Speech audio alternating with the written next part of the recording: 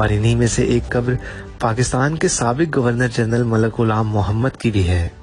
اب یہاں سوال یہ پیدا ہوتا ہے کہ ملک غلام محمد کو مسلمان ہونے کے باوجود کرسچنز کے قبرستان میں کیوں دفن کیا گیا؟ ناظرین، ملک غلام محمد نے انگریز سرکار سے آزادی کے بعد 15 اگست 1947 کو بطور پاکستان کے وزیر خزانہ حلف اٹھایا اور 19 اکتوبر 1951 تک اس عہدے پر برقرار رہے۔ اس کے بعد انہوں نے 17 اکتوبر 1951 کو بطور گورنر جنرل پاکستان عہدہ سنبھالا اور 6 اکتوبر 1955 تک اس عہدے پر برقرار رہے۔ ملک غلام محمد نے گورنر جنرل کے عہدے پر رہتے ہوئے پاکستان کی تاریخ میں ایسے فیصلے کیے جنہوں نے آنے والے سالوں میں ملک کو شدید مشکلات میں دھکیل دیا۔ اگر یوں کہا جائے کہ ان کا سیاسی کردار ملک کے لیے نقصان دہ ثابت ہوا تو کچھ غلط نہ ہوگا۔ خیر، یہ ایک طویل بحث ہے۔ اس وقت مرکزی نقطہ یہ ہے کہ مسلمان ہونے کے باوجود ملک غلام محمد کو گورا قبرستان میں کیوں دفن کیا گیا؟ ناظرین، ہوا یہ کہ بلڈ پریشر، لکوے اور فالج کے مریض ملک غلام محمد 12 ستمبر 1956 کو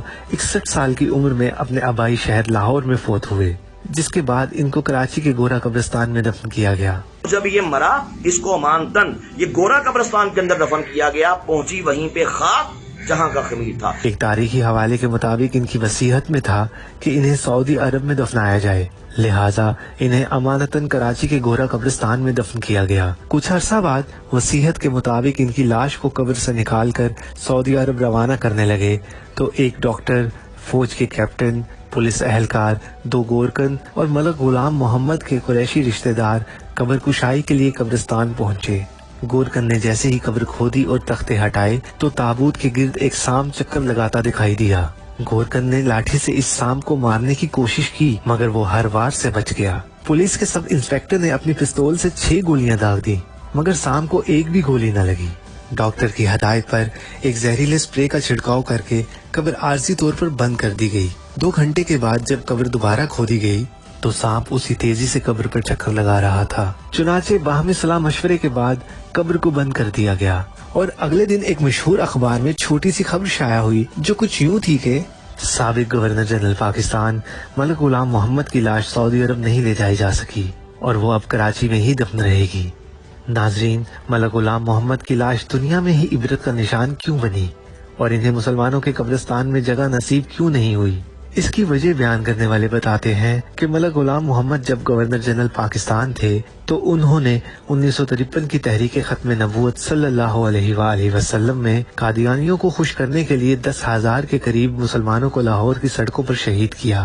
لاہور کی گلیوں کو تحریک ختم نبوت صلی اللہ علیہ وآلہ وسلم کے سپاہیوں کے خون سے رنگین کر دیا اور قادیانیوں کو نوازنے میں تمام حدیں پار کر دی، اور پھر دنیا نے دیکھا کہ ملک غلام محمد کو مسلمانوں کے قبرستان میں جگہ تک نہ نصیب ہوئی اور سعودی عرب میں دفن ہونے کی خواہش کی راہ میں بھی قبر کے سام رکاوٹ بن گئے۔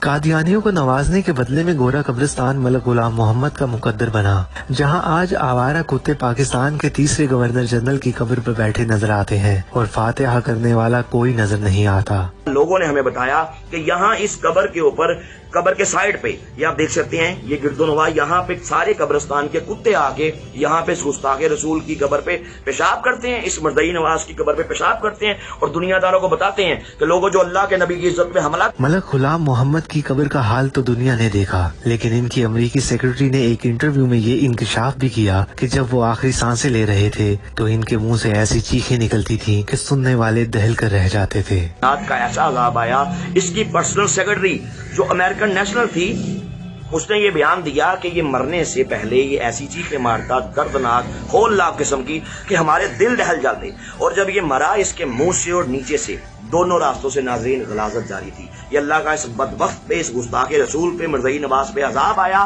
ناظرین، پاکستان کے تیسرے گورنر جنرل کا عبرتناک انجام آج کے حکمرانوں کے لیے بھی سبق ہے جو گاہے بگاہے قادیانیوں کو نوازنے کی کوشش کرتے رہتے ہیں۔ اللہ عز و جل امت مسلمان کو تمام فتنوں سے محفوظ فرمائے اور فتنہ پھیلانے والوں اور ان کے مددگاروں کو نیست و نابود فرمائے، آمین۔